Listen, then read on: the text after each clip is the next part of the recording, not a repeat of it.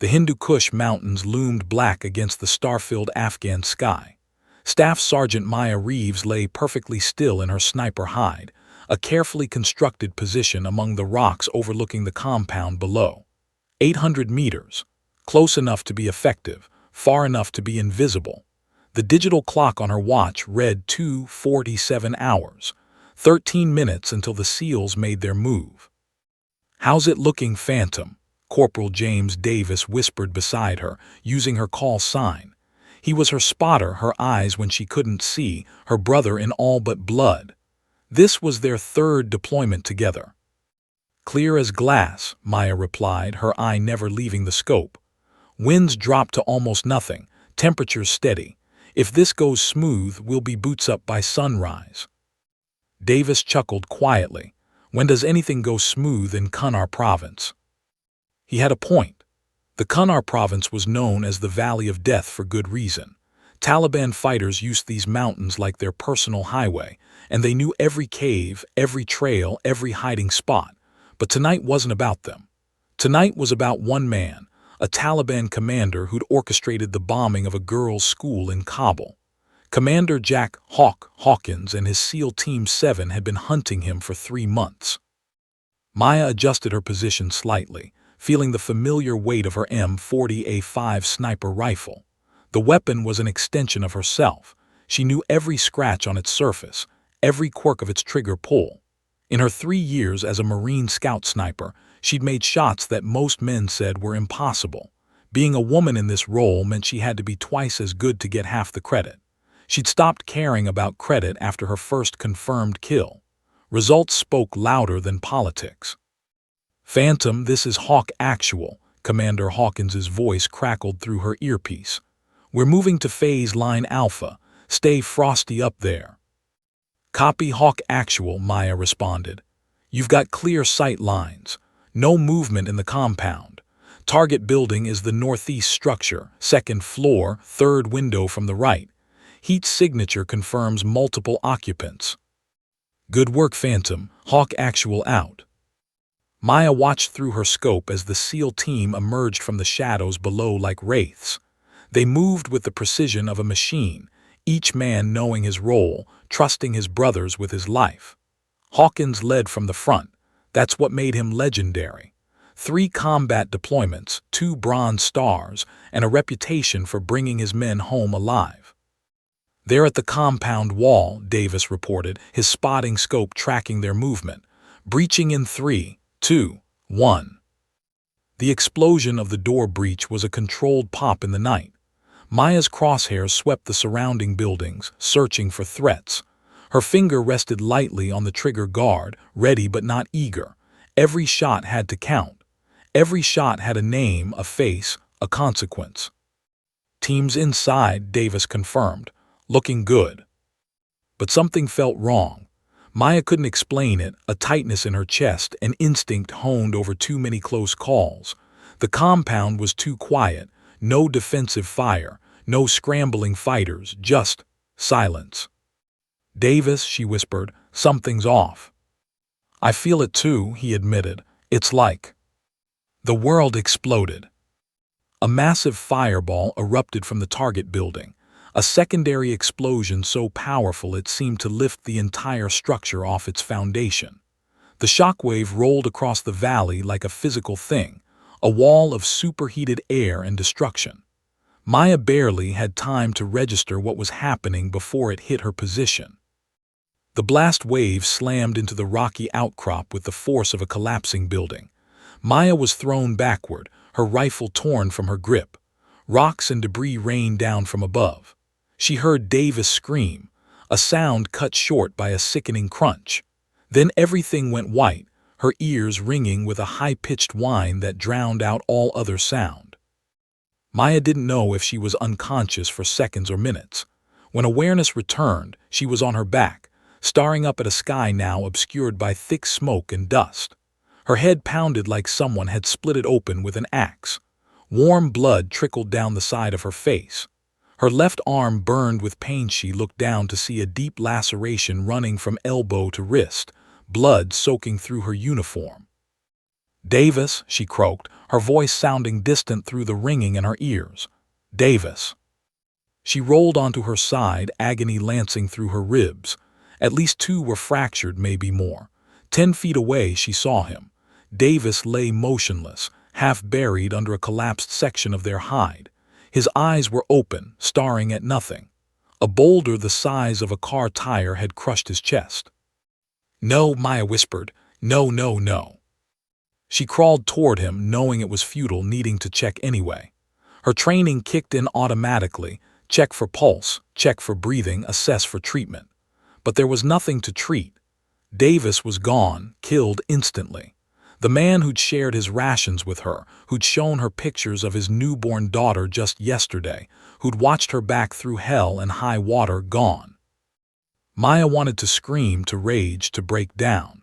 But the tactical part of her brain was already taking over, cataloging injuries, assessing threats, prioritizing survival. She pulled herself away from Davis's body and fumbled for her radio with shaking hands.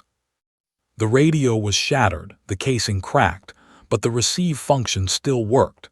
She could hear the chaos erupting across the net. "Multiple casualties. Compound is gone. Repeat, entire compound. Need immediate evac. Where's Hawk? Has anyone got eyes on Hawk?" "Say again." "Commander Hawkins is MIA. MIA, missing in action." Maya's blood ran cold. She dragged herself to the edge of the outcrop and retrieved her rifle, checking it frantically. Scratched and dirty but functional. She scanned the devastation below through her scope. The compound was a crater of twisted metal and burning timber. Taliban fighters were already emerging from surrounding buildings, AK-47s ready, moving toward the wreckage like vultures. She watched in horror as they found wounded SEALs in the rubble. Watched as they executed them without hesitation. Her finger tightened on the trigger, but she was too far away for effective shots in this smoke, and revealing her position would mean certain death. Then she saw it, drag marks in the dirt leading away from the main blast site. A blood trail, fresh and gleaming in the firelight, heading northeast toward the mountain foothills. Someone had survived the initial explosion and been taken, captured. More radio chatter filled her ear. "Extraction teams can't get through. Enemy reinforcements converging. Air support delayed until 6:30 hours. Dawn, they couldn't get to her until dawn, 4 hours away." Maya looked at Davis one last time, committing his face to memory. She grabbed his dog tags, slipping them around her own neck. Then she checked her gear methodically. 17 rounds for her rifle, 2 magazines for her M9 pistol, 1 fragmentation grenade, field medical kit, and a knife. Against an unknown number of enemy fighters, in hostile territory, with multiple injuries, to rescue a SEAL commander who might already be dead. Every piece of her training said to wait for extraction. Every protocol said to hold position and survive. But Maya Reeves hadn't become one of the Marine Corps elite snipers by following the safe path. And she hadn't earned the call sign, Phantom, by abandoning brothers in arms. She took one deep breath, feeling her fractured ribs protest. Then she slung her rifle, checked her compass heading, and disappeared into the darkness. The hunt was on. Maya moved through the darkness like a wraith, every step calculated, every breath controlled despite the fire in her ribs. The blood trail was easy to follow at first, thick droplets glistening in the starlight, marking a path through the rocky terrain. Whoever was bleeding had lost a lot of blood. She hoped to God it was Hawkins and that he was still alive. The adrenaline that had carried her away from the blast site was beginning to fade, replaced by waves of pain that threatened to buckle her knees. Her left arm throbbed where the laceration ran deep, the field dressing she'd applied already soaking through. Her ribs felt like broken glass grinding together with every movement. The concussion made her vision swim occasionally, forcing her to stop and steady herself against rocks. But she couldn't stop, wouldn't stop. Maya paused behind a boulder and pulled out her damaged radio, adjusting the frequency. Static crackled, Then voices emerged through the interference. Viper 2 is down, confirmed KIA. Need air support immediately. Taliban forces estimated at 40 plus. Hawk actual still missing, no visual confirmation. She recognized the voice of Lieutenant Chen, Hawkins's second-in-command. The man sounded devastated. The entire SEAL team had walked into a trap, a sophisticated, well-planned ambush using their own target as bait. The building had been rigged with enough explosives to level a city block. Base, this is Chen. We need that extraction now. We've got 4 wounded, 3 critical. We can't hold this position much longer. Chen base, extraction is delayed. Enemy forces have the valley locked down. Apache gunships are scrambling but won't reach your position until 6:30 hours. You need to hold. Copy that base, Chen out. 4 more hours. Maya checked her watch, 3:12 hours. The night was still young and she was running out of time. She tried to transmit, to let them know she was tracking Hawkins, but her radio's send function was completely dead. She could only listen, a ghost on the network, privy to information but unable to contribute. It was maddening. Maya pressed forward, following the trail as it wound through a narrow ravine. The terrain was treacherous, loose rocks that could turn an ankle, steep drops hidden in shadow, and 1,000 places for an ambush. She moved with her rifle up, scanning constantly. Her training had taught her to think like the enemy. Where would she set up if she wanted to kill someone moving through here? She avoided the obvious paths, taking longer routes that kept her off the skyline. Twice she froze as Taliban fighters moved along nearby trails, their voices carrying in the still mountain air. They were energized, celebrating their victory, discussing the Americans they'd killed. Maya's jaw clenched so hard it ached, but she remained still as stone. Patience, discipline, survival. After an hour of tracking, the blood trail became intermittent. Whoever was bleeding had either been bandaged or was running out of blood to lose. Neither option was good. Maya's night vision had adjusted fully, and she used her scope to scan ahead, looking for any sign of where they'd taken him. Then she saw it, a faint glow on the horizon. Not the orange of fire, but the softer yellow of oil lamps and generators. A village, nestled in the foothills about 2 kilometers northeast of her position. It made tactical sense, close enough to the ambush site to reach quickly, far enough to avoid immediate pursuit, and remote enough to be defensible. Maya found a high position and went prone, ignoring the screaming protest from her ribs. She needed reconnaissance before she could plan any kind of action. Through her scope, she began her assessment. The village was small, maybe 20 buildings clustered around a central dirt road. Most were dark, their occupants sleeping or hiding, but one compound showed activity. Toyota trucks were parked outside, the kind favored by Taliban fighters. Armed men moved in and out of a 2-story stone building. Maya counted carefully, 8 fighters visible but likely more inside. She watched their patrol patterns, noting which ones were disciplined and which were sloppy. The sloppy ones would die first. She shifted her scope to the building itself, searching window by window. Most were dark or showed only shadows. Then on the ground floor, 3rd window from the left, she saw him. Commander Jack Hawkins sat slumped against a wall, his hands bound behind his back. Even from this distance, Maya could see he was in bad shape. His face was bloodied and swollen, his uniform torn and scorched. But he was alive. His head moved slightly, tracking his captor's movements, still aware, still fighting. 2 guards stood watch over him, both armed with AK-47s. They looked alert, professional, not the young, inexperienced fighters she'd seen celebrating outside. These were veterans. Maya's tactical mind began working through the problem.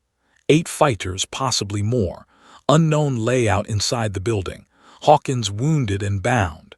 She had 17 rounds, limited mobility and severe injuries. No backup. No air support, no cavalry riding to the rescue. The smart play was to maintain surveillance and wait for the rescue team at dawn. Mark the location, provide coordinates, let the professionals handle it. That's what the book said to do. But Maya knew what happened to captured American service members in Taliban hands. She'd seen the videos, read the intelligence reports. If they moved Hawkins across the border into Pakistan, he'd disappear into a black site, tortured for information and propaganda value. If they decided he wasn't worth keeping alive, they'd film his execution and spread it across the internet. Either way, by dawn, he'd be gone. She watched as more fighters emerged from the building, loading equipment into the trucks. They were preparing to move. Maya checked her watch, 3:47 hours. She had maybe 90 minutes before they transported Hawkins somewhere she couldn't follow. Her damaged radio crackled with more chatter. Chen and his team were pinned down, taking heavy fire. The rescue helicopters were delayed further, mechanical issues with one of the Apache. New ETA, 700 hours. The timeline was slipping away. Maya made her decision, not with her head but with her heart, the part of her that had sworn an oath to leave no one behind. The part that remembered every Marine Corps recruiting poster that promised Semper Fidelis, always faithful. She pulled back from her observation post and found a sheltered position behind a cluster of boulders. She needed a plan, and she needed to work fast. Maya laid out her remaining ammunition. 17 rounds for the rifle, 30 rounds across 2 pistol magazines, 1 grenade. Against 8 fighters minimum, possibly 12 or more. The numbers didn't matter. Math was for accountants. This was about will, skill, and the element of surprise. Maya began her mental preparation, the same ritual she performed before every mission. She visualized each shot, each movement, each potential complication. She calculated distances, estimated wind drift, planned firing positions, and fallback routes. She identified her primary targets, the 2 guards with Hawkins, then the perimeter sentries, then targets of opportunity. Her body screamed for rest, for medical treatment, for extraction. But Maya Reeves had stopped listening to her body's complaints a long time ago. Pain was just information. Fear was just chemistry. Death was just a possibility, not a certainty. She checked her rifle one final time, loading a fresh round into the chamber. The metallic click was satisfying, final. Through her scope, she took one more look at the village below. Hawkins was still there, still alive. Not for much longer if she didn't act. Maya settled into her firing position, controlled her breathing, and let her training take over. The hunt had led her here. Now came the hard part. Now came the killing. The sky was beginning to lighten in the east false dawn, the last darkness before sunrise. Maya smiled grimly. Darkness was her ally. Darkness was where phantoms lived. She centered her crosshairs on the first sentry and whispered to herself, "Semper Fi, Commander, I'm coming for you." Then she squeezed the trigger. The first sentry never knew what hit him. Maya's bullet entered his skull just above the right eye, a perfect shot at 612 meters. He dropped like a puppet with cut strings, his body crumpling behind a mud brick wall. The suppressed crack of her rifle was swallowed by the mountain winds. No alarm, no shouts, just one less enemy between her and Hawkins. Maya worked the bolt smoothly, chambering another round. 16 left. She'd chosen her firing position with care. A rocky outcrop that gave her elevated sight lines over the entire village while keeping her silhouette broken up by natural terrain. The position also offered 3 escape routes if things went sideways. And things always went sideways. Through her scope, she tracked the patrol patterns she'd memorized during her reconnaissance. The Taliban fighters moved in predictable loops, which was their fatal mistake. Predictability was death in combat. Maya had learned that lesson the hard way in Helmand Province during her first deployment. Sentry number 2 was lighting a cigarette near the compound's eastern wall, his AK-47 slung carelessly over his shoulder. Amateur hour. Maya adjusted for a slight crosswind, led the target by half a body width and fired. The man's cigarette fell from his lips as he collapsed backward. The ember glowed briefly in the dirt before dying. 15 rounds. 2 down, 6 to go, Maya whispered to herself. Talking helped maintain focus, kept the concussion-induced fog at bay. Her head still pounded, and occasionally her vision would blur at the edges. She couldn't afford to lose consciousness. Not now. She scanned for the next target. A fighter stood on the roof of the main building, his silhouette clear against the lightening sky. Bad position for him, good for her. Maya calculated the elevation change, adjusted her scope accordingly, and took the shot. The man spun and fell, rolling down the sloped roof before hitting the ground with a heavy thud. 14 rounds. That's when the situation changed. A door burst open and a fighter emerged, shouting frantically. He'd found one of the bodies. The alarm was raised. Suddenly, the quiet village erupted into chaos. Men poured out of buildings, grabbing weapons, searching for threats. They knew they were under attack, but they didn't know from where or by how many. Maya let them panic. Fear was a weapon too. She watched through her scope as the fighters organized into search teams. One group headed toward the hills to the west, wrong direction. Another team stayed to guard the building where Hawkins was held. The remaining fighters spread out, trying to locate the sniper. Time for a different tactic. Maya pulled her fragmentation grenade from her vest, judging the distance to the cluster of vehicles parked near the compound. Too far for an accurate throw from here, but she didn't need to throw it. She needed to create chaos. She centered her crosshairs on the grenade in her hand, picturing the trajectory.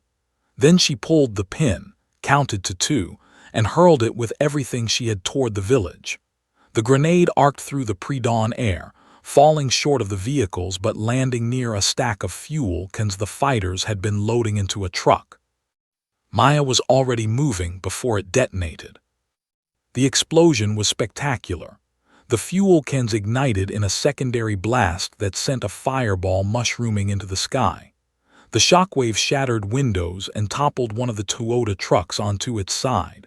Fighters screamed, some on fire, others deafened and disoriented. 3 enemies died in the blast. 2 more were critically wounded. Maya sprinted to a new position 50 meters east, her ribs screaming, her leg nearly giving out.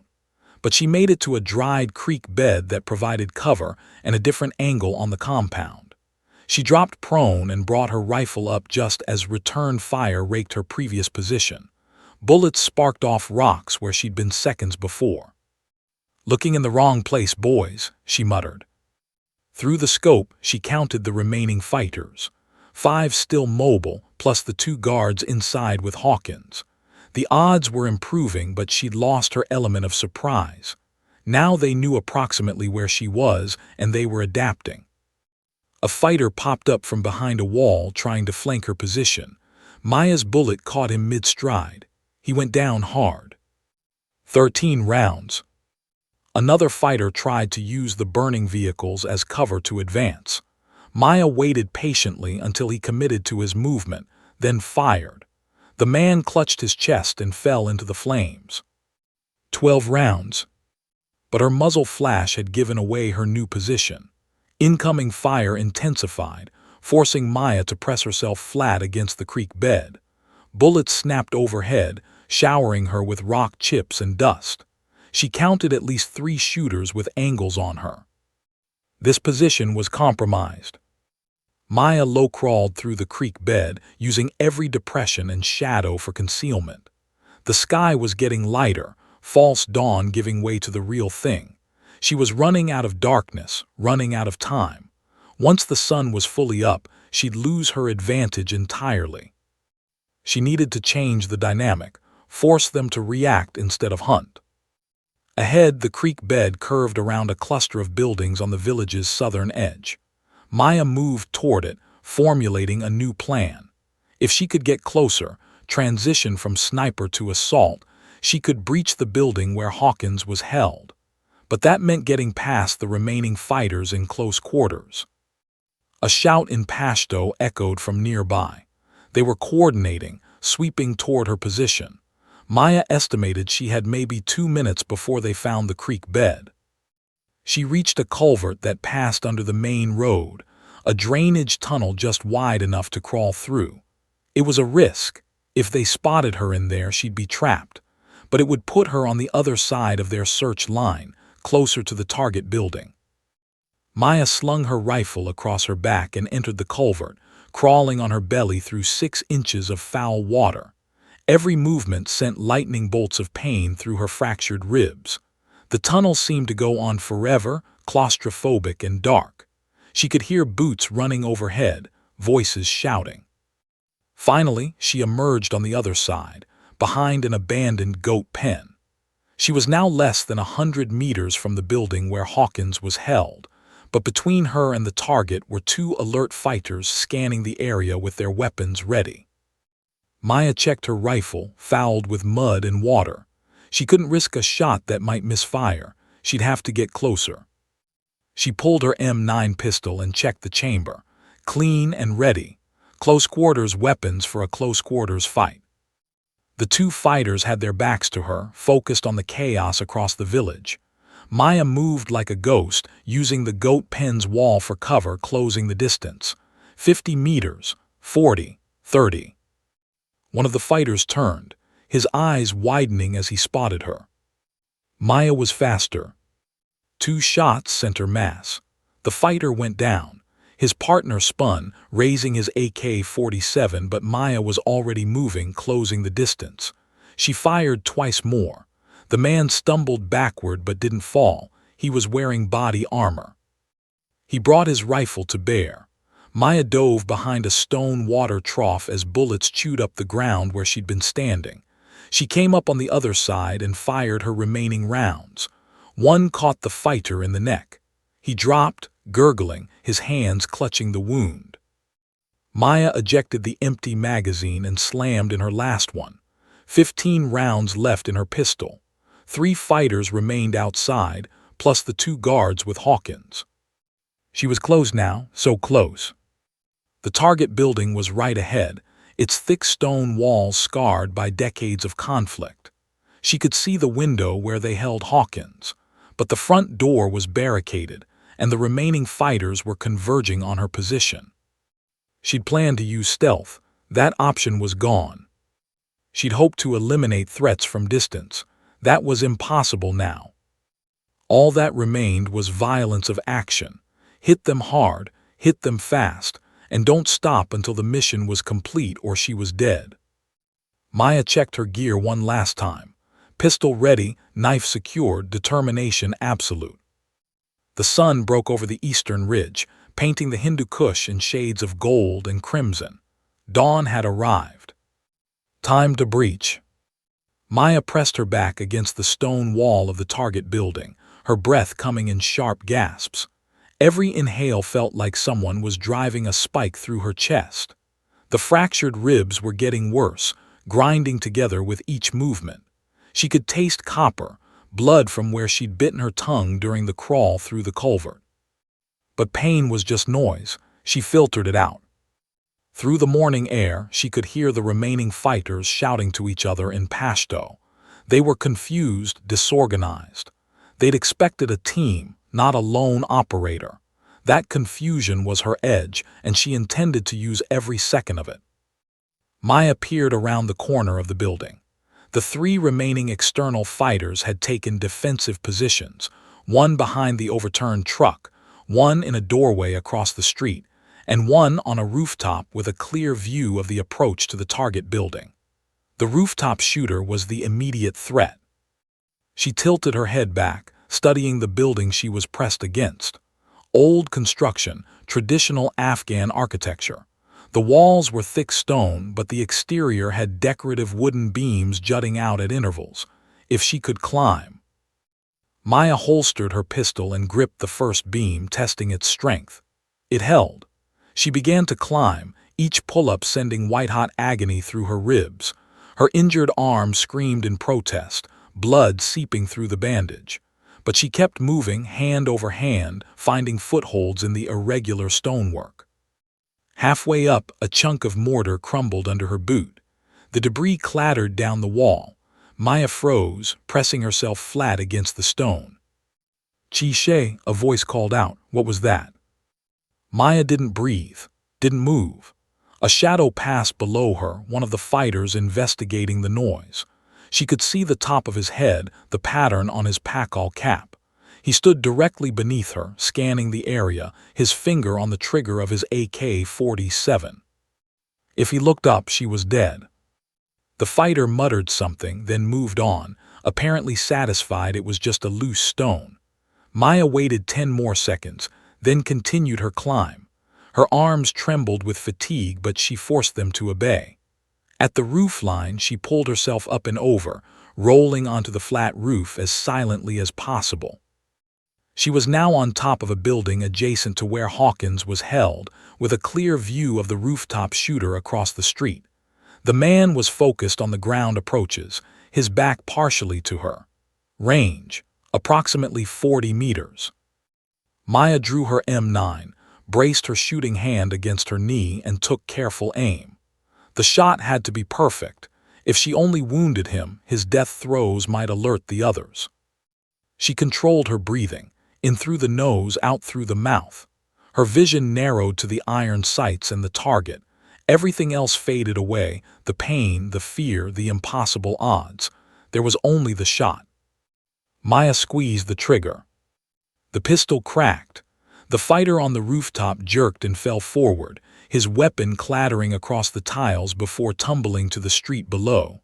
He didn't make a sound. 14 rounds left. But the gunshot had given away her position. The fighter behind the truck immediately opened fire, bullets stitching across the roofline where Maya had been.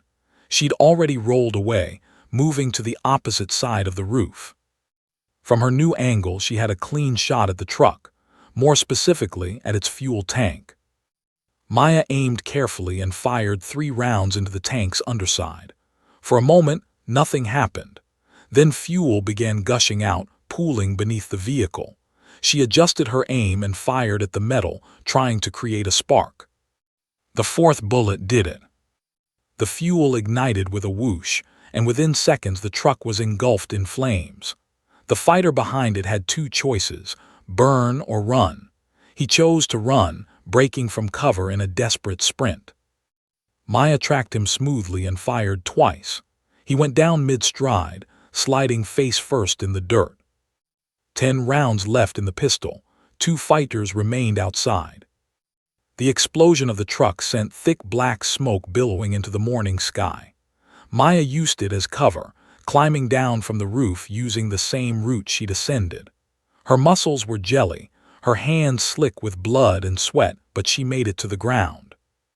She moved through the smoke like a ghost, her pistol up and ready. The remaining 2 fighters were shouting, trying to coordinate through the chaos. One was close. She could hear his labored breathing, smell the cigarette smoke on his clothes. Maya came around a corner and found herself face to face with him at 5 meters. His eyes went wide. Both fighters raised their weapons simultaneously, but Maya was already moving. She dove left as his AK-47 chattered, bullets passing through the space where she'd been. She hit the ground hard on her injured shoulder, vision going white with pain, but her pistol never wavered. She fired from the ground, 2 shots to the chest, 1 to the head. The fighter collapsed like a marionette with cut strings. 7 rounds. The last external fighter had seen enough. Through the thinning smoke, Maya caught a glimpse of him running, not toward her but away, fleeing the village entirely. She let him go. He wasn't a threat anymore, just a scared man who'd chosen survival over martyrdom. That left only the 2 guards inside with Hawkins. Maya approached the target building cautiously, checking corners, watching windows. The front door was heavy wood reinforced with metal. She could see where they'd barricaded it from inside.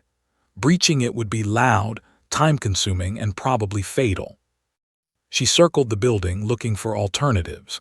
The windows were too small and too high. The walls were solid stone. But as she moved around the back, she spotted something.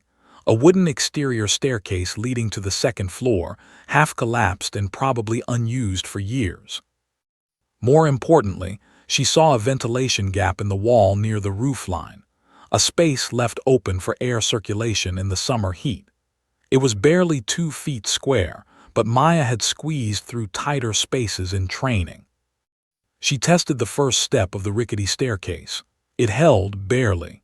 The second step cracked ominously under her weight but didn't break. Maya climbed carefully, testing each step, ready to jump clear if the whole structure collapsed. At the top, she found herself at the second floor level with access to the ventilation gap. From inside, she could hear voices, one of the guards talking, the words muffled but aggressive in tone. She heard a thud, followed by a pained grunt she recognized as Hawkins's voice. They were beating him. Maya's jaw clenched, not for much longer. She peered through the gap into the dark interior. It took a moment for her eyes to adjust. She was looking down into what appeared to be a storage room filled with old furniture and crates. More importantly, she could see a doorway that led to the front room, where they were holding Hawkins. The gap was tight, but it was her only option. Maya removed her tactical vest, too bulky to fit through, and placed it on the roof along with her rifle. She kept her pistol, knife, and one last trick, her flashbang grenade, saved for an emergency. This qualified. Maya squeezed through the ventilation gap feet first, scraping her shoulders raw against the rough stone. For a heart-stopping moment, she thought she was stuck, wedged in the opening like a cork in a bottle.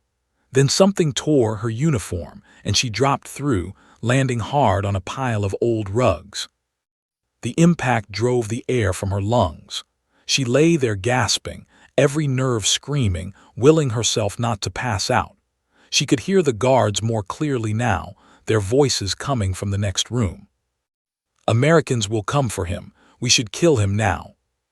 "No, the commander wants him alive for the video. It will be good propaganda." A third voice, weak but defiant: "Hawkins, you boys better hope the Marines don't find you.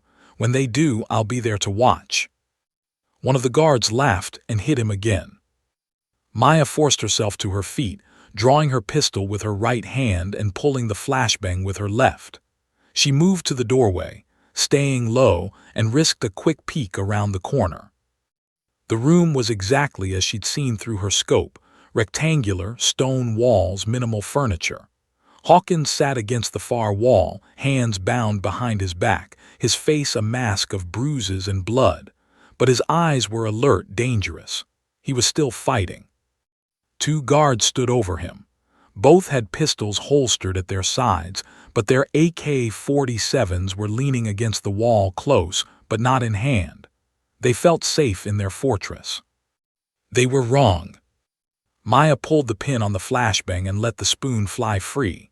She counted: 1 Mississippi, 2 Mississippi, then rolled it into the room like a bowling ball. The guards had less than a second to register the small canister bouncing toward them. Their eyes went wide. Then the world turned to white thunder. The flashbang detonated with a thunderous crack that shook dust from the ceiling. Even in the adjacent room, with her eyes closed and hands over her ears, Maya felt the concussive pressure wave. For the guard standing directly over the grenade, it was catastrophic. Maya moved before the echo faded. She came through the doorway low and fast, her M9 pistol extended. The 2 guards were stumbling, hands clutching their faces, temporarily blind and deaf. Their training screamed at them to fight, but their bodies wouldn't cooperate. One guard fumbled for his holstered pistol.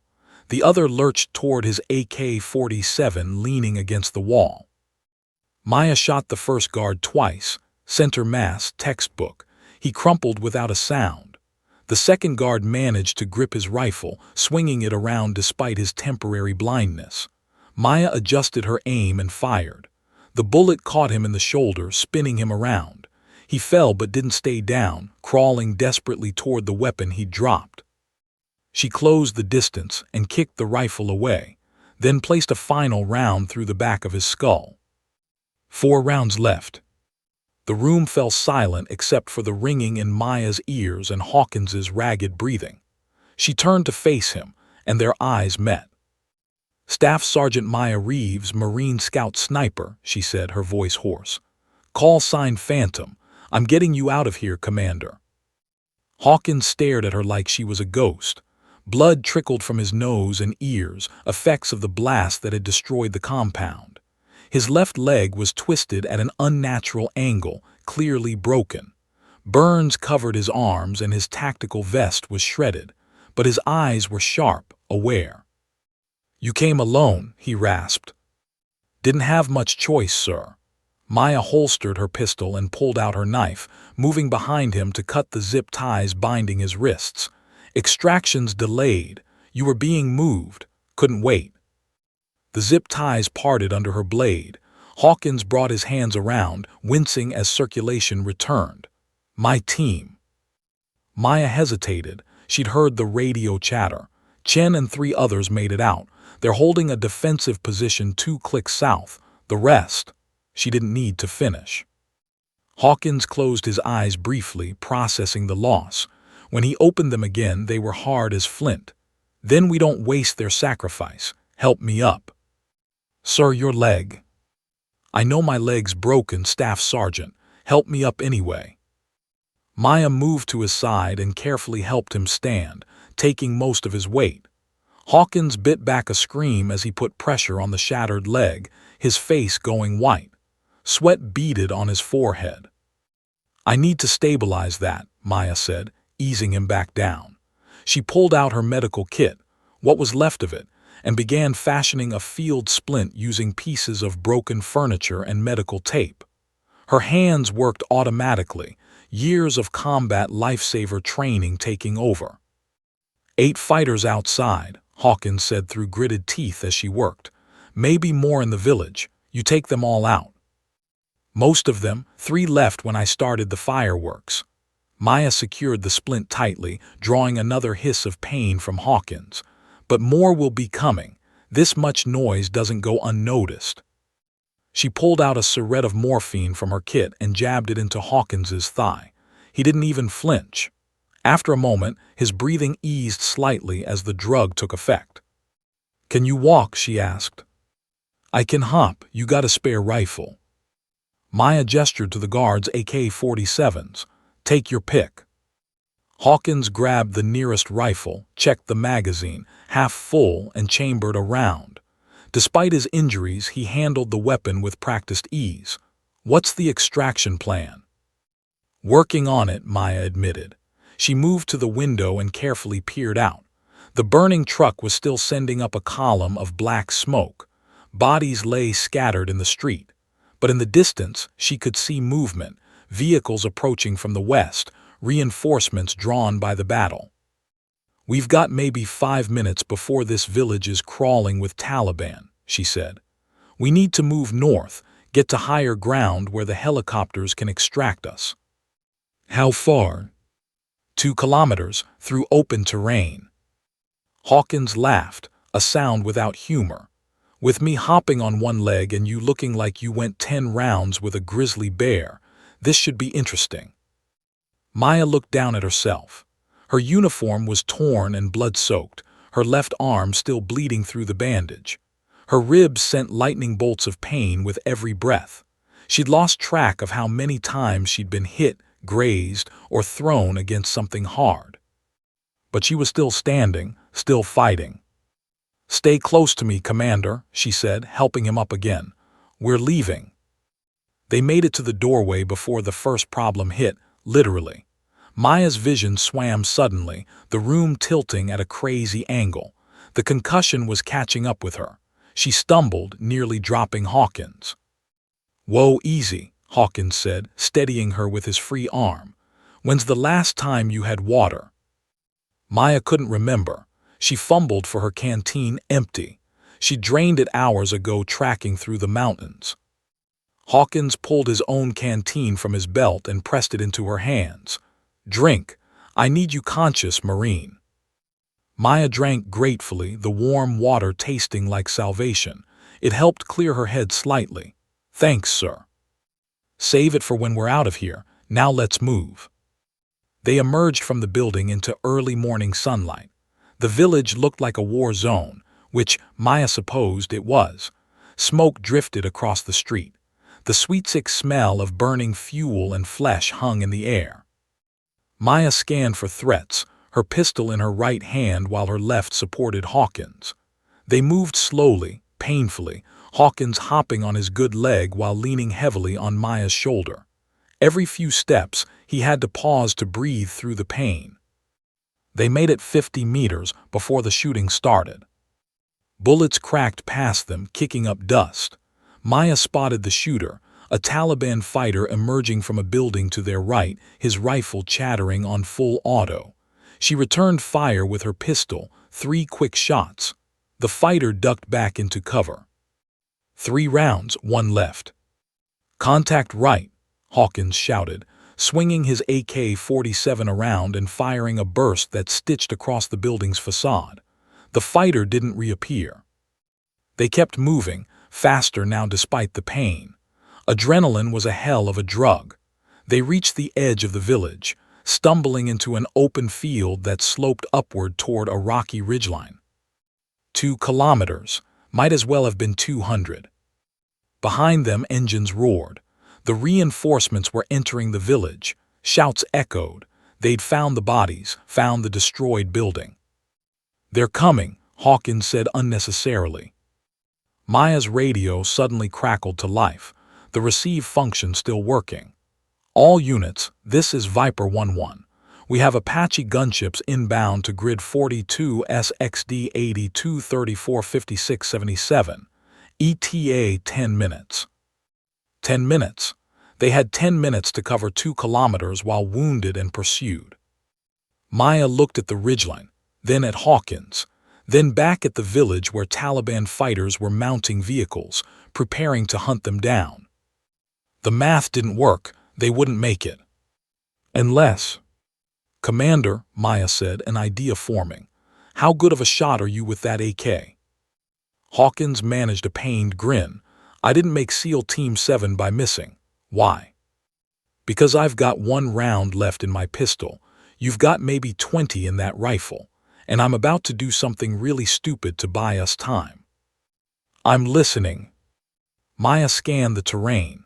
About 100 meters ahead was a small irrigation ditch, deep enough for concealment. Beyond that, scattered boulders offered cover, if they could reach those positions. "We're not running from them anymore," Maya said. "We're going to make them come to us. And when they do, we're going to make them pay for every meter." Hawkins studied her face, saw the determination there despite the pain and exhaustion. "You know they'll surround us, pin us down. We could just keep moving, hope the Apache arrive in time." "Hope isn't a strategy, sir." "No," Hawkins agreed, checking his rifle's magazine. "It's not. All right, Staff Sergeant, you've kept me alive this long. What's the plan?" Maya pointed to the irrigation ditch. "We ford up there. Controlled fields of fire. When they come, and they will come, we hit them hard enough to make them think twice. Slow them down until air support arrives. And if the Apache don't make it in time..." Maya met his eyes. "Then we make our last stand count for something." Hawkins nodded slowly. "Semper Fi Marine." "Hoorah, Commander. Now let's go kill some bad guys." They moved toward the irrigation ditch. 2 wounded warriors against an army, betting everything on 10 minutes and the hope that help would arrive before the end. Behind them, engines roared and men shouted for blood. The race against dawn had become a race against death itself. Maya and Hawkins half ran, half stumbled toward the irrigation ditch, every second expecting bullets to tear through their backs. The morning sun was fully up now, exposing them against the barren landscape. They were completely in the open, 2 wounded targets moving at a crawl.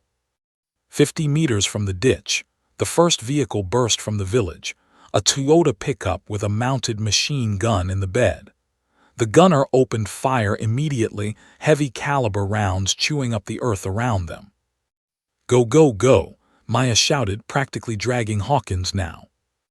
They dove into the irrigation ditch just as the machine gun fire tracked across their position.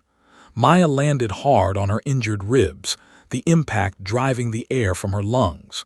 Stars exploded across her vision. For a moment, she thought she'd pass out. Hawkins grabbed her shoulder, shaking her. "Stay with me, Reeves." Maya gasped, forcing oxygen into her lungs, willing herself to focus. The ditch was about 4 feet deep and 3 feet wide, not much, but enough to provide cover from direct fire. The earthen walls were packed hard, stable enough to fight from. She pulled herself up to the lip of the ditch and risked a look. 3 vehicles now, 2 pickups and a SUV, were racing across the field toward their position. She counted at least 15 fighters. "Multiple targets, 3 o'clock," she called to Hawkins. "Range approximately 300 meters and closing." Hawkins positioned himself on the opposite side of the ditch, using the earth as a brace for his AK-47. Despite his broken leg and the morphine in his system, his hands were steady.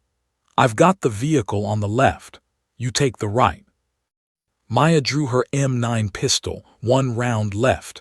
Not nearly enough. She grabbed one of the dead guard's pistols from her belt, a Makarov she'd taken from the building. 8 rounds, maybe 9. Still not enough, but it would have to do.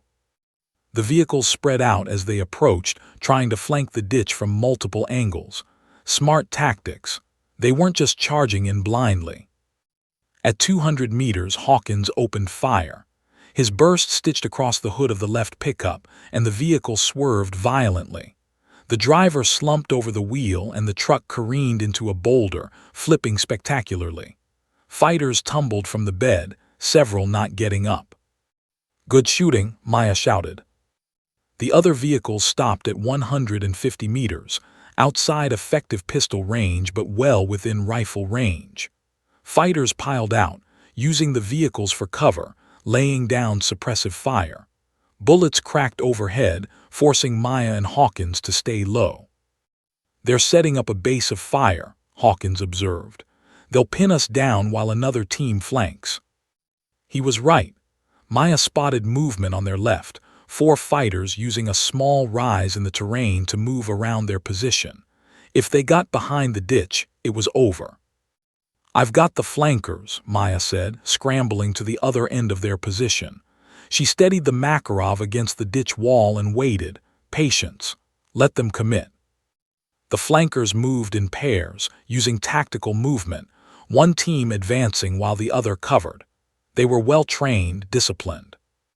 When they were 70 meters out, Maya opened fire. The Makarov bucked in her hand, different recoil than her M9, unfamiliar trigger pull. Her first 2 shots went wide. She adjusted, controlled her breathing despite the pain, and fired again. The lead flanker went down. His partner dove for cover behind a rock. Maya put 2 more rounds into the rock, keeping him pinned. The second pair of flankers split up, trying to widen the angle. Maya's slide locked back. Empty. 8 rounds gone, 1 enemy down, 3 still advancing. She dropped the Makarov and drew her M9, 1 precious round. 1 shot had to count. She tracked the nearest flanker as he sprinted between cover positions. Led him. Squeezed. The pistol cracked. The fighter's leg buckled and he went down, screaming, clutching his thigh. Not a kill shot, but he was out of the fight. Maya's slide locked back.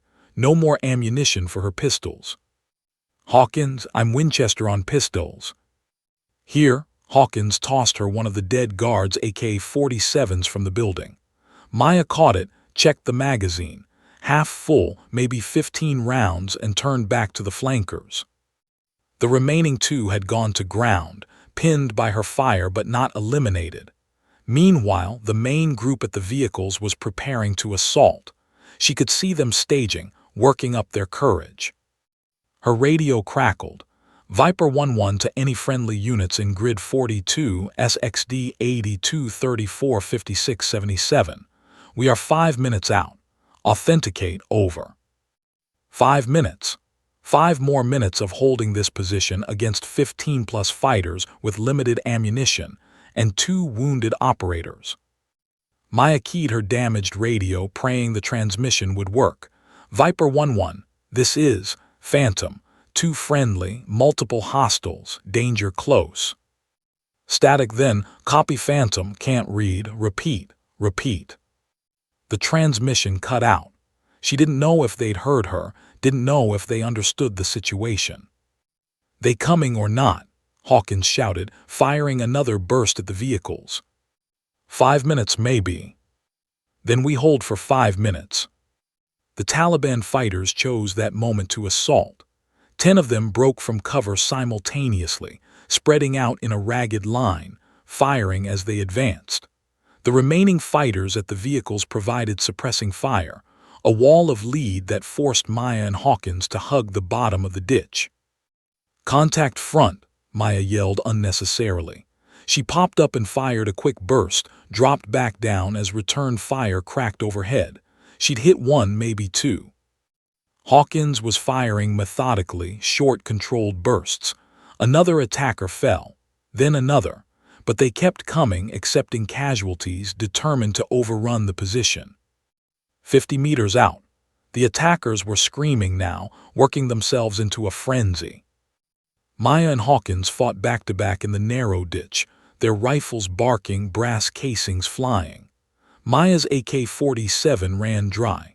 She dropped it and grabbed a rock, absurdly inadequate but all she had left. Hawkins fired his last rounds and threw the empty rifle aside. He pulled his combat knife. "Well," he said, breathing hard, "it's been an honor, Staff Sergeant." Maya pulled her own knife, her vision tunneling, preparing for the final rush. "Likewise, Commander."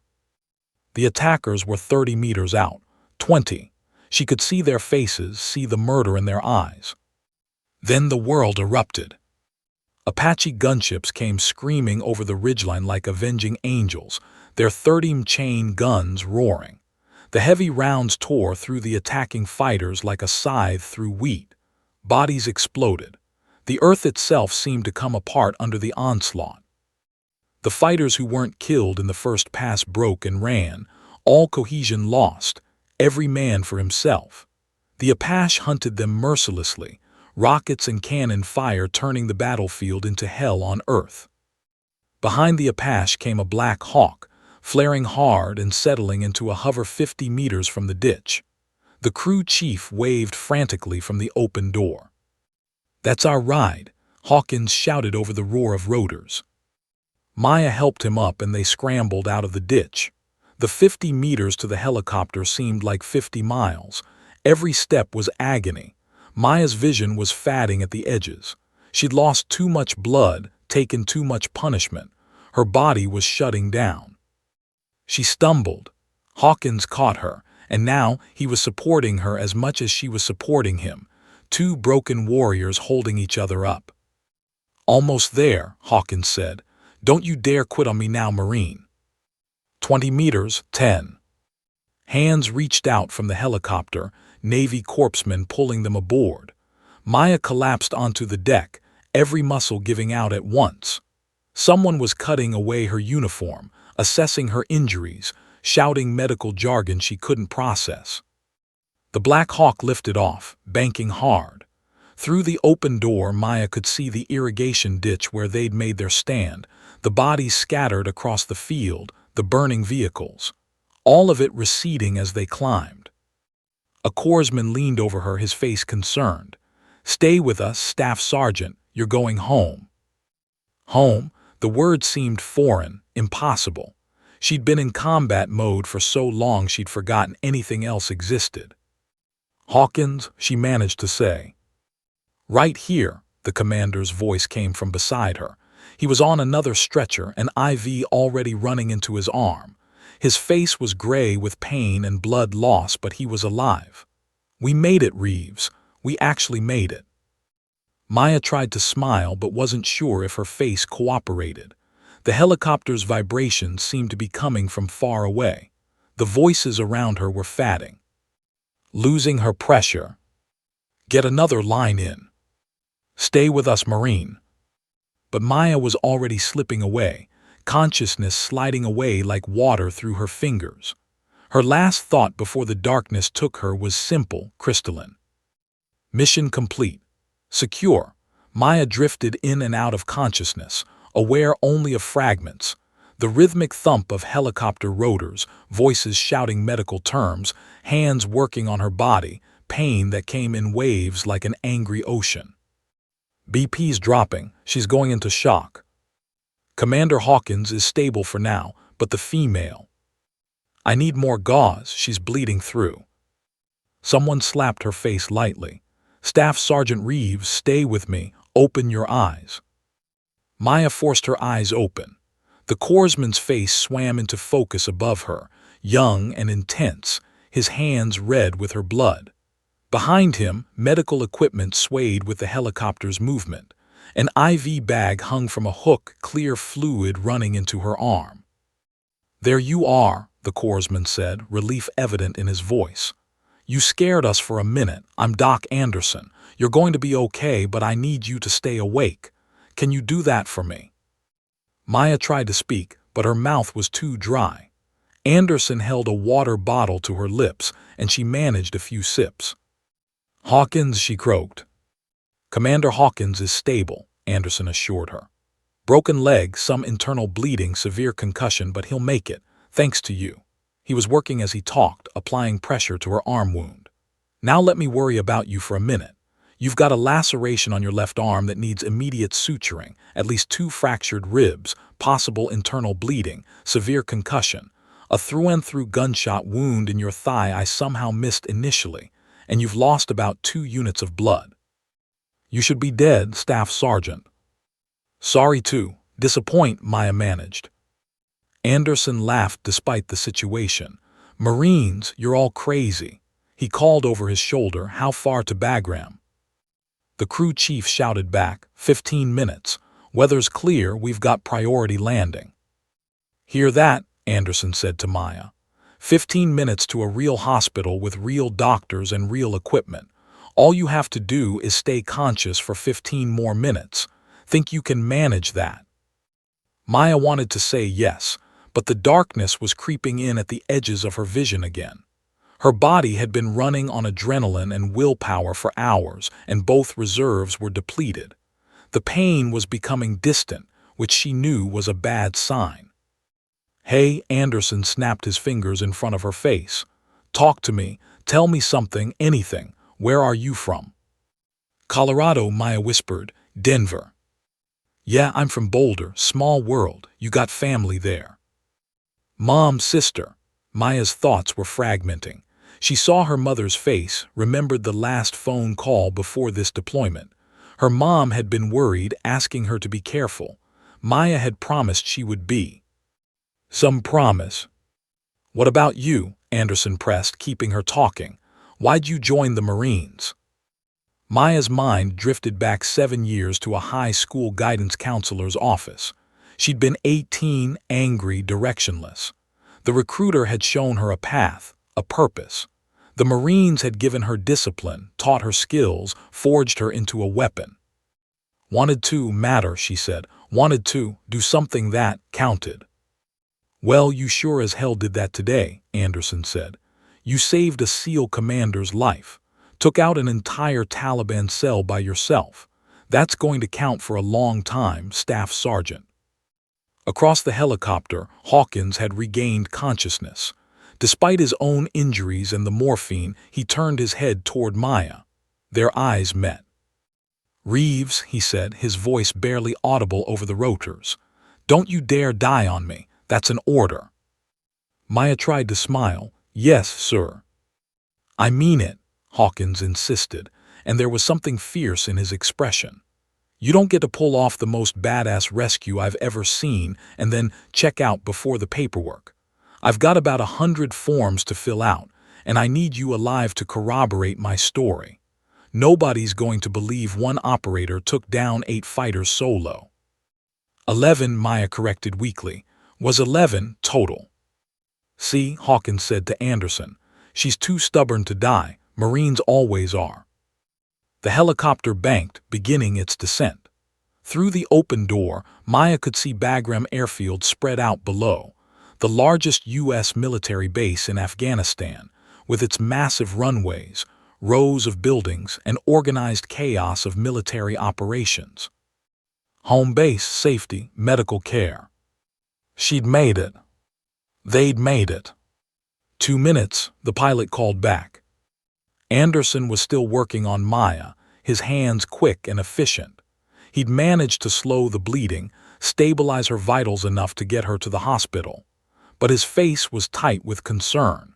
She'd seen that look before, the expression of a medic who knew his patient was balancing on a knife's edge.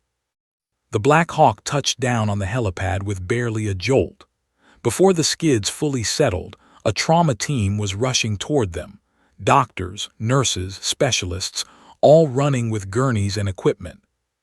The next few minutes were a blur of motion. Maya was transferred from the helicopter to a gurney, then wheeled rapidly across the tarmac toward a building marked with a massive red cross. Hawkins was on another gurney beside her, both of them being rushed to emergency surgery. Someone was shining a light in Maya's eyes, checking her pupils. Someone else was cutting away the rest of her uniform. Voices overlapped. Prep or 2, we've got a GSW and severe hemorrhaging. Type and crossmatch, we'll need at least 4 units. Get surgery on standby. BP's stabilizing, but she's still critical. They burst through double doors into the hospital. The fluorescent lights were painfully bright after the darkness of the helicopter. Maya's gurney hit something, a door frame, maybe, and the jolt sent a fresh wave of pain through her body. A female doctor appeared above her, African-American, maybe 40, with kind eyes and an air of absolute competence. Her name tag read, M.A.J. W.A.L.L.I.M.S. Staff Sergeant Reeves, I'm Major Williams and I'm going to be your surgeon, she said calmly. You've had quite a morning, but you're safe now. We're going to take good care of you. Do you understand? Maya nodded weakly. Good, we're taking you to surgery right now to stop the bleeding and repair the damage. You're going to be just fine. I promise you that. Williams looked at someone Maya couldn't see. Let's get her prepped, and somebody find out who this warrior is and make sure her family knows she's alive. The gurney turned a corner, entering a pre-op area. A nurse with a syringe approached. This is going to help you relax, she said gently. Maya felt the medication enter her IV line, felt warmth spreading through her veins. The pain began to recede, replaced by a floating sensation. Her thoughts became softer, less urgent. In the next bay, she could hear Hawkins talking to his own medical team, his voice stronger now. I want a full report on Staff Sergeant Reeves's condition. That Marine saved my life. Anything she needs, anything at all, you make it happen. That's not a request. Yes, Commander, came the reply. Maya smiled. Even half dead and heading into surgery, Hawkins was still giving orders. That was a good sign. He'd be okay. They'd both be okay. The ceiling tiles passed overhead as they wheeled her toward the operating room. Maya counted them, a meditative exercise to stay grounded. 1, 2, 3. A face appeared above her, Anderson, the corpsman from the helicopter. He'd followed them in. Hey, Marine, he said, grinning. You made it to Bagram. Told you could hang on for 15 minutes. Thanks, Doc, Maya whispered. No, thank you. What you did out there, he shook his head. That's the stuff of legends. The whole base is talking about it. The female Marine sniper who took on an army to save a SEAL commander. Just did my job. No, Anderson said seriously. You did a hell of a lot more than that. You're a hero, Staff Sergeant Reeves. Own it. The surgical doors opened ahead. Major Williams was already scrubbed and ready, her team assembled. All right, Maya, Williams said, switching to her first name now. Time to sleep. When you wake up, this will all be over. We've got you. The anesthesiologist placed a mask over Maya's face. Count backward from 10 for me. 10, 9, 8. Maya's last conscious thought was of Davis, her spotter, her friend. She'd survived. She'd completed the mission. She'd brought Hawkins home. But Davis was still gone. 7-6. The tears came then, silent and unbidden. 5-4. She'd tell his daughter about him someday. Tell her that her father was brave, that he died doing something that mattered. 3. Darkness rose up like a warm tide. 2. Somewhere far away, voices called her back. But Maya let go, trusting the doctors, trusting the process. 1. Secure, 3 weeks later, Maya sat in a hospital bed at Landstuhl Regional Medical Center in Germany, staring out the window at gray November skies. The pain had become manageable now, dulled by medication and the slow process of healing. Her left arm was stitched and bandaged, the laceration requiring 42 sutures. Her ribs were wrapped tightly, each breath still a reminder of what she'd endured. The gunshot wound in her thigh had been through and through, missing the femoral artery by less than an inch. Lucky, the surgeon said. Blessed, her mother said during their daily video calls. Maya didn't feel lucky or blessed, she felt hollow. The nightmares came every night without fail. She'd wake up gasping, back in that sniper hide with Davis beside her, watching the compound explode again and again.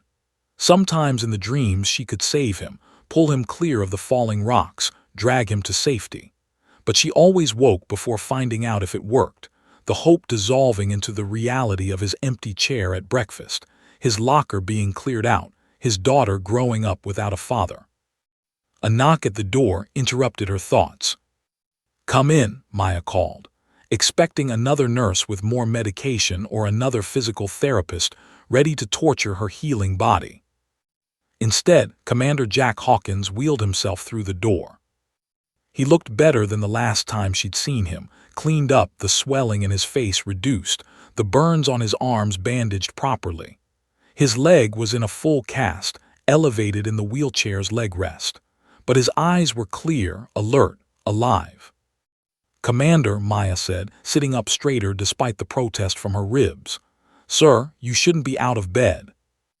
Neither should you, and yet here we are, Hawkins interrupted, wheeling himself to her bedside. How are you feeling, Staff Sergeant? Like I got hit by a truck, sir, you. Like I got blown up by a building, he smiled slightly. So, about the same. They sat in comfortable silence for a moment, two warriors who'd seen each other at their worst, who'd bled together, fought together, survived together. Words seemed inadequate. Finally Hawkins spoke. I wanted to thank you properly for what you did. Maya shook her head. You don't need to thank me, I was just. Don't say you were just doing your job, Hawkins cut her off. What you did went so far beyond duty it's not even in the same universe. You tracked me alone through hostile territory, eliminated 11 enemy fighters while severely wounded, breached a fortified position, extracted me under fire, and held off an assault until air support arrived. That's not just a job. That's something else entirely. He reached into his jacket and pulled out a small velvet box. Opening it, he revealed a sealed trident pin, the iconic insignia of naval special warfare, the symbol worn by only the most elite warriors in the military. The team wanted me to give you this, Hawkins said quietly. It's honorary, you earned it, Marine. You're one of us now. Maya stared at the trident, her vision blurring with tears. She'd spent her entire career proving herself, fighting for respect in a male-dominated field, earning every inch of recognition through blood and sweat. But this was different. This wasn't recognition from strangers or superiors. This was family accepting her as one of their own. Sir, I don't know what to say. Say you'll accept it. Say you'll remember that SEAL Team 7 owes you a debt we can never repay. You brought their commander home. You gave me back to my wife and kids. That means everything. Maya took the pin with trembling hands, running her thumb over the eagle clutching the trident. What about Davis? She asked, her voice breaking. What about the SEALs who didn't make it? Hawkins's expression became solemn. We honor them by living, by being worthy of their sacrifice. Davis died doing his duty, protecting you so you could protect others. The SEALs died trying to take down a terrorist who killed children. Those deaths meant something, Reeves. Don't dishonor them by carrying guilt that isn't yours to bear. But if I'd seen the trap sooner, you'd have died in the blast with the rest of us, Hawkins said firmly. There was no seeing that trap. It was too well hidden, too perfectly timed. This is war. People die. Good people, the best people. That's the reality we live with. But you know what else is reality? You saved a life that night. You completed an impossible mission. You showed courage that will be talked about for generations. Focus on that. Maya wiped her eyes, nodding. It would take time to accept that, maybe years, maybe forever. But hearing it from Hawkins helped. There's something else, Hawkins continued. He pulled out a folded letter and handed it to her. This is from the team. Every member who made it out signed it. Maya unfolded the letter with shaking hands. The handwriting varied, some neat, some barely legible, but the message was clear. Staff Sergeant Maya Reeves, you brought our commander home when we couldn't. You fought alone against impossible odds and never quit. You proved that courage has no gender, no branch, no limits except those we place on ourselves. You are our sister now. You are family. If you ever need anything at all, you call us. We will come. No questions, no hesitation. Semper Fi, Huya, thank you. Below were signatures. Chen, Rodriguez, Martinez, Washington. The survivors of SEAL Team 7, each name a reminder of who made it and who didn't. They mean it, Hawkins said. Every word, your family now. A nurse appeared at the door. Commander Hawkins, you need to get back to your room. Doctor's orders. Hawkins nodded, but before leaving he clasped Maya's hand. One more thing. You're being recommended for the Navy Cross. It'll take time to process, but it's happening. Admiral Chang himself is pushing it through. The Navy Cross, the second highest military decoration for valor, behind only the Medal of Honor. I don't deserve. Yes, you do, Hawkins said simply. Own it, Marine, you earned it. After he left, Maya sat holding the trident pin and the letter, reading the names over and over. Her phone buzzed, a text from her mother asking about her day. Maya smiled and typed a response, promising she was okay, that she'd be home soon. Home, the word carried new weight now. She looked out the window again, but this time she saw more than gray skis. She saw possibility. She saw tomorrow. She'd carry Davis with her, carry all of them who didn't make it. Their memory would make her better, stronger, more determined to honor their sacrifice. Maya Reeves had gone into the Hindu Kush Mountains as a sniper. She'd emerged as something more, a warrior who'd proven that the only limitations that mattered were the ones you accepted. She'd faced impossible odds and refused to break. The nightmares would come again tonight. The pain would persist. The scars, physical and emotional, would remain. But so would the pride. The knowledge that when everything went wrong, when the mission seemed lost, when the book said to quit, she hadn't. She'd adapted, improvised, and overcome. She'd completed the mission. She'd brought him home. Secure. Maya pinned the trident to her hospital gown, feeling its weight against her heart. Tomorrow she'd start physical therapy again. Next week she'd begin the long journey back to full duty. Eventually, she'd deploy again, return to the fight. But tonight she'd rest. She'd earned that much. Outside, the sun broke through the German clouds, casting golden light across the hospital room. Maya closed her eyes and, for the first time in weeks, felt something like peace.